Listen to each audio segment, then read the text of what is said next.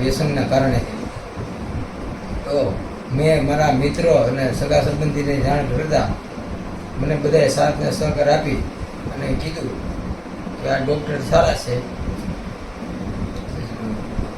નામ તો મને નથી, ભાવેશભાઈ ભૂત, અને એની મેં સલાહ લીધી એટલે એ ટ્રીટમેન્ટ કરી. એ સ્ટેન્ડ મને બેસાડવાનું કીધું. મેં બધાને મારા ઘરનાને બધાને જાણ કરી કે આ રીતના કહે છે. મને કીધું કે વાંધો નહીં. પછી અમે સાહેબને મળ્યા.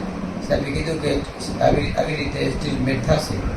પછી એમને હાજર થવાનું કીધું. અમે હાજર થયા અને સ્ટેન્ડ મૂક્યા. અને અત્યારે મને આજે સ્ટેન્ડ કાઢ્યા છે સવારે 10 વાગે, અને હવે મને સારું છે.